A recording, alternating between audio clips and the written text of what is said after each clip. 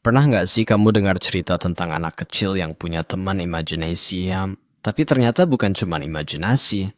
Waduh, udah merinding duluan nih.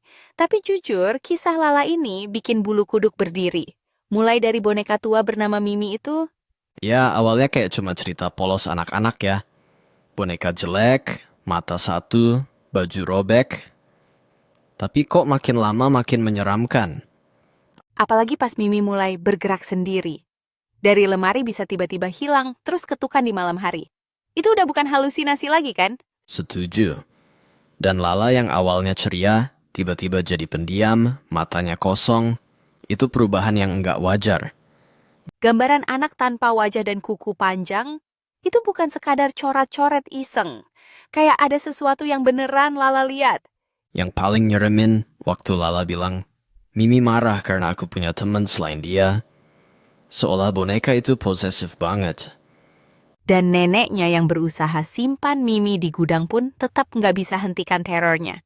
Mimi kembali dan bahkan makin agresif. Sampai akhirnya, Lala tidur di bawah ranjang, katanya kasur udah milik Mimi. Itu creepy parah sih. Nah, itu judul podcast ini bener-bener kena. Teman dari bawah tempat tidur. Soalnya tempat tidur udah bukan tempat aman buat Lala. Lalu hilangnya Lala, dan tulisan, dia sudah jadi milikku. Jangan cari. Itu kayak penegasan, Lala udah diambil Mimi sepenuhnya. Yang bikin makin serem suara tawa kecil tiap malam dari bawah tempat tidur. Bayangin aja rumah sepi tengah malam. Dan neneknya tetap tinggal di sana? Gimana dia tahan?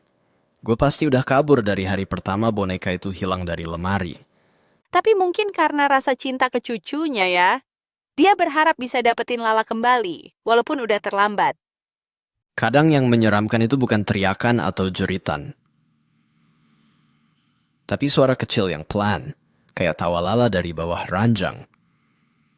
Ya, karena itu bikin kita bertanya masih adakah Lala di sana? Atau sekarang dia juga sudah jadi seperti Mimi? Nah, itu dia pertanyaan besarnya. Mimi itu siapa sebenarnya? Arwah? Kutukan? Atau cuma manifestasi kesepian dan trauma? Bisa jadi boneka itu punya cerita sendiri. Mungkin dulu pernah dimiliki anak lain yang juga diambil. Menyeramkan juga ya, kalau boneka itu cuma nyari teman baru. Tapi temannya Harris selamanya. Dan cuma satu.